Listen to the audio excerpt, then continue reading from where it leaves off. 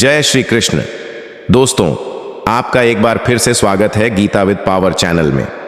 आपके जीवन में कभी ऐसा हुआ है कि आपने खुद पर से नियंत्रण खो दिया हो? ठीक उस पल जब आप जानते थे कि यह करना सही नहीं है, फिर भी आपने कर दिया। छोटी छोटी इच्छाएं, क्षणिक सुख के पीछे भागना और फिर पछतावा, क्यों मैंने यह किया।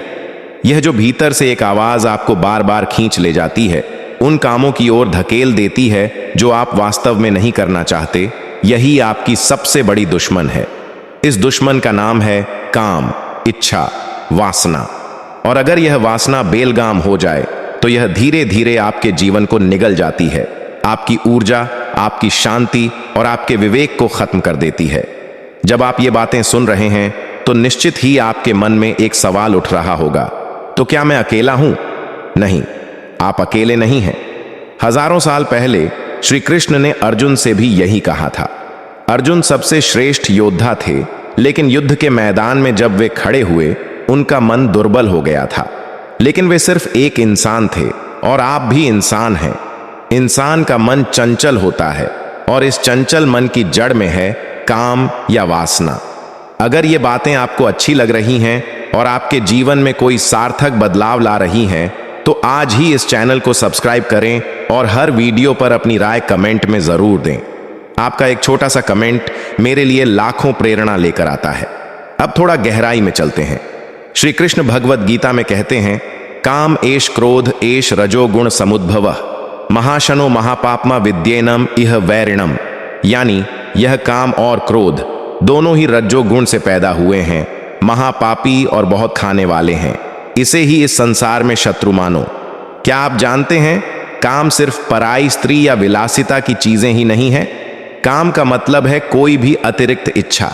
जैसे भूखे होने पर खाना खाना जरूरी है, लेकिन पेट भर जाने के बाद भी अगर खाते रहें तो यह काम है। नींद जरूरी है, लेकिन अगर दिनों दिन आलस में पड़े रहें तो यह भी काम है। आधुनिक जीवन में हम जो अतिरिक्त मोबाइल इस्तेमाल करते हैं, फेसबुक स्क्रॉल करते रहते हैं, वह भी एक तरह का काम ही है। यही वासना आपकी शक्ति को सोख लेती है। आपने गौर किया है कि जब किसी चीज को पाने की बहुत तीव्र इच्छा होती है, तब आपकी सोच विचार ठीक से काम नहीं करती। तब भले बुरे का फैसला करने की शक्ति खत्म हो जाती है, मानो कोई अदृश्य शक्ति आपको चला रही हो। और जब वह इच्छा पूरी नहीं होती तो वह क्रोध का रूप ले लेती है। यह क्रोध आपको विनाश की ओर ले जाता है। जैसे एक छोटा बच्चा जब खिलौना नहीं मिलता तो रोता है और गुस्सा करता है।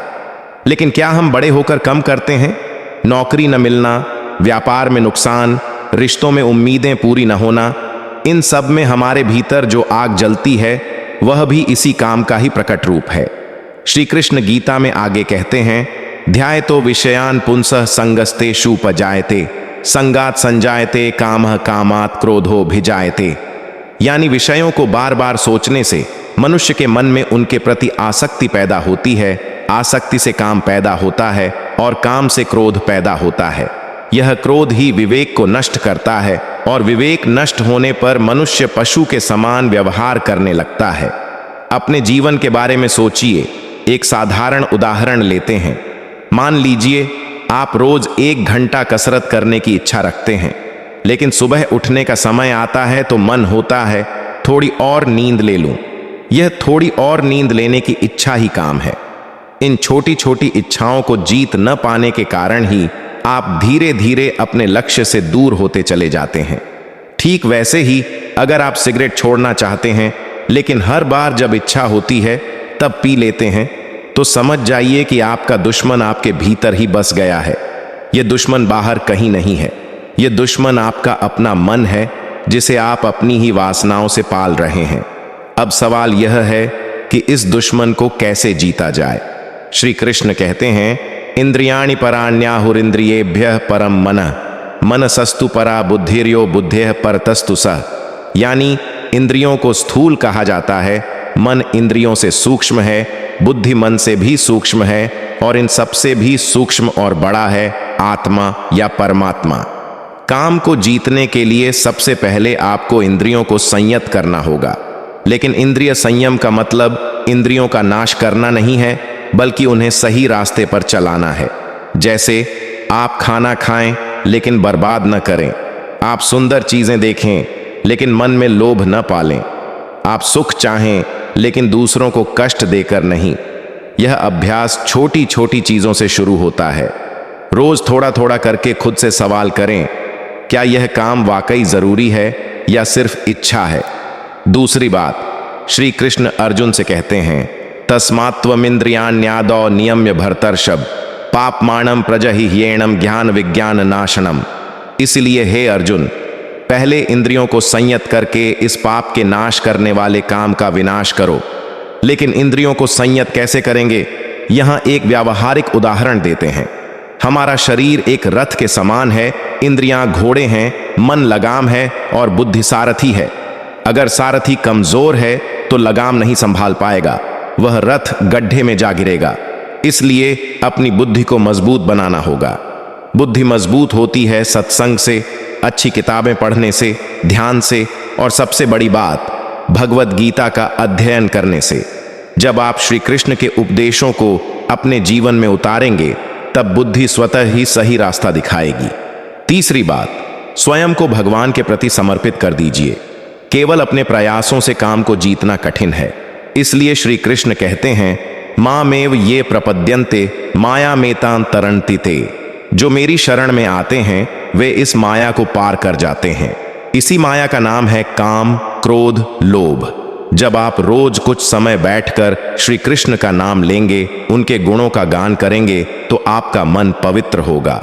अशुद्ध मन में ही काम बसता है और पवित्र मन में शांति और ज्ञान का वास होता है। मैं जानता हूं आजकल की जिंदगी में सब कुछ इतनी तेजी से हो रहा है कि खुद को समय देना मुश्किल है। लेकिन अगर आप खुद को ही समय नहीं देंगे तो कौन देगा। आपके जीवन का सबसे बड़ा दुश्मन बाहर नहीं है। अगर आप आज यह समझ गए तो आधी लड़ाई जीत गए। अब बाकी आधी लड़ाई है रोज का अभ्यास, छोटी छोटी इच्छाओं को ना कहना।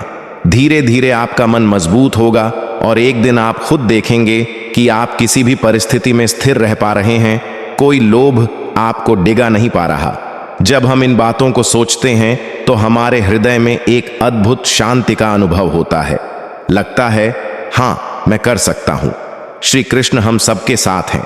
वे सिर्फ अर्जुन के ही सारथी नहीं थे, वे हमारे भी सारथी हैं।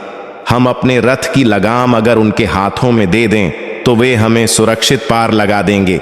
इसलिए आज ही ठान लीजिए, आप अपनी काम वासना को जीतेंगे और अपने जीवन में शांति और आनंद वापस लाएंगे। अगर आज के इस वीडियो से कुछ भी याद रखना है तो यह बात याद रखिए, आपने अपने भीतर के दुश्मन को पहचान लिया है और उसे जीतने का रास्ता भी जान गए हैं। अब बस जरूरत है रास्ते पर चलने का साहस। यह वीडियो अगर आपको अच्छा लगा हो तो दोस्तों के साथ शेयर कीजिए ताकि वे भी यह ज्ञान पा सकें। और हाँ, आज के दिन को यादगार बनाने के लिए कमेंट में लिखिए, राधे राधे।